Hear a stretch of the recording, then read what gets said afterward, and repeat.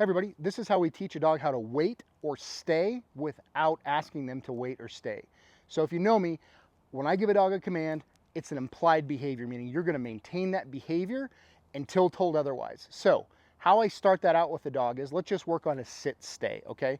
So I've got Doug here. Doug, come here. Sit.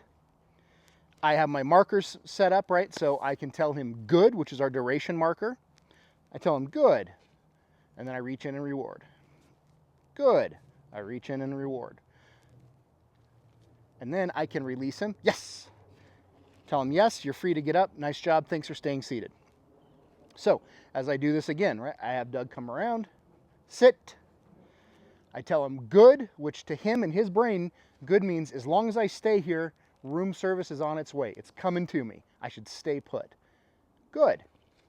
So I can continue to build on good, and I start putting some distance and duration between the time that I say good and the time that I deliver the reward. So once he hears good, I have about 3 seconds to get the food to him. Now, if for some reason he gets up before I get the food to him, I simply tell him no and take it away, and we try again.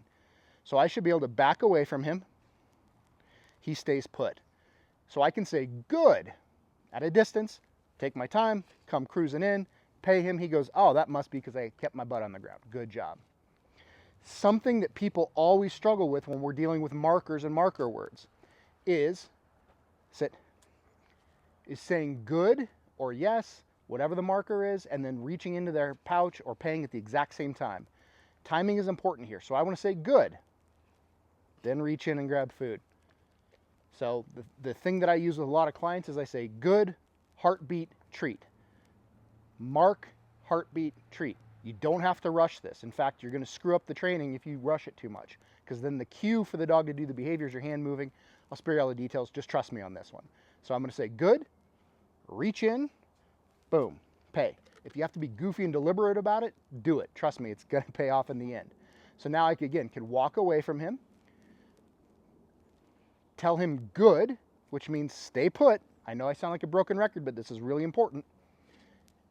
And now I pay him. Now I can also then, back to the marker words, I can release him by saying YES, and that is his cue to come to me to get his reward because he stayed seated. Yes! Here he comes. Boom. There we go.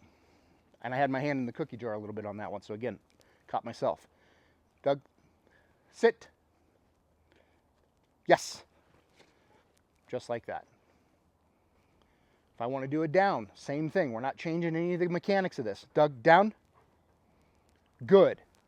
You're down. I marked that you laid down. That's what I wanted you to do. Now it's on its way. Way to go. Thanks for staying down, buddy.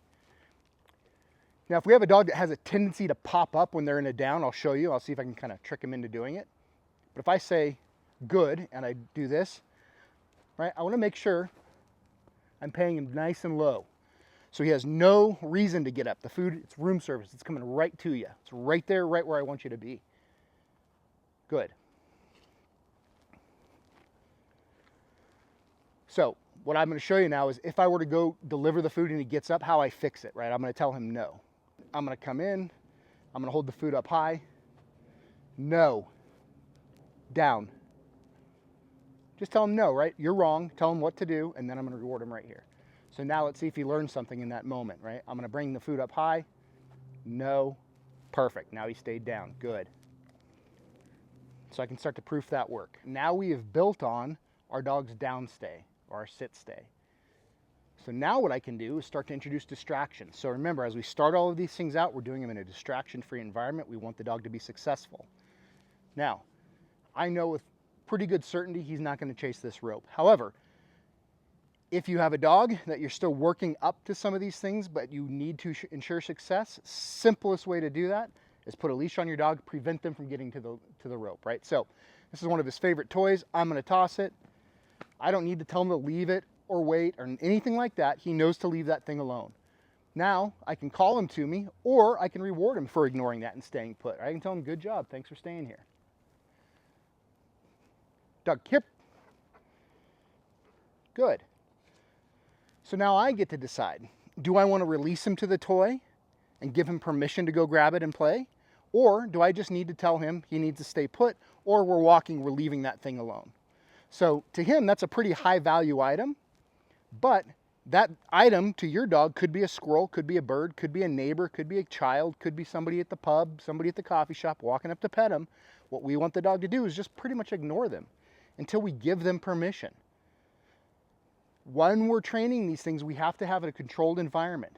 We have to be very detailed and specific about what we allow our dogs to have access to. Because if I just allow him to run over and grab that without permission, what's he going to do every time we go out? He thinks he doesn't have to wait for permission. This is not about controlling our dog. This is about our dog making good choices, and then they earn a lot more freedom. So through that freedom, he gets to do a lot more stuff, right? He can go out and I can have him on leash, off leash, and I can trust him to make better choices. But this all starts with the foundation of engagement. He has to find value in paying attention to me. And he needs to do it without treats, right? So at some point, this goes away. He stays put.